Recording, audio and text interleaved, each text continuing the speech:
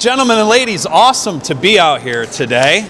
Excited to get after it in a new session, and honestly, could not be more proud to stand with the men and women to my right and left and behind me who are a part of the solution for Albany. It is rare that you find a conference and leadership that actually puts together a plan and says this is how you fix this state, and that is exactly what this conference and this leader are doing today, and I'm so proud to be here. For more than 2 years, regulations and mandates were imposed on New Yorkers without oversight, checks, and balances because the legislature just sort of gave some executive privilege over to another branch of government.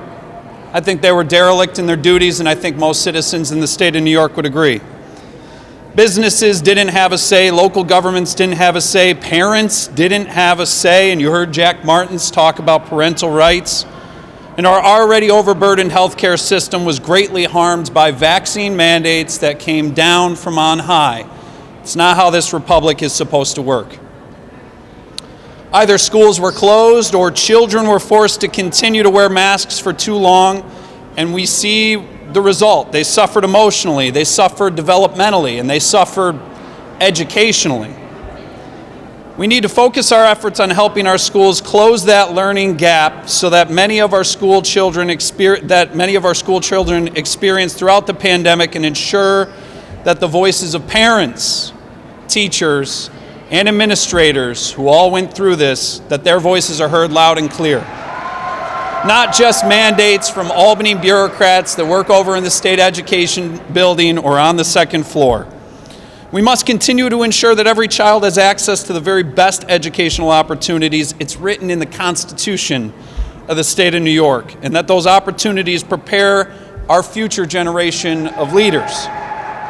Our economy is still struggling to recover due to prolonged and unfair government shutdowns. Small businesses were forced to shut their doors, shorten their hours, cut staffing, and change their operations based on unfair government mandates.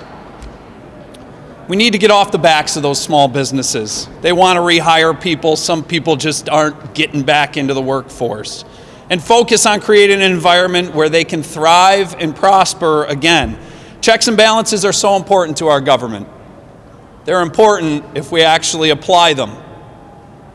It is necessary to ensure decisions are made on what is best for New Yorkers and not one particular political party that happens to be in control of all of those checks and balances right now. Our agenda will help lead to a more free New York by standing up and speaking out against the overreach of Albany bureaucrats.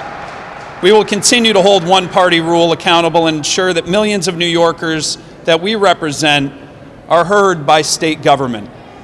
The Republican conference in the state Senate represents about 6.7 million New Yorkers. That's not a small number. That is a significant voice that we bring to not just the Senate chamber, but to the halls in Albany. And for the health of our representative democracy, the Senate and the Assembly need to have a strong opposition voice. But the time of elections is over. Now it's time for us to work together.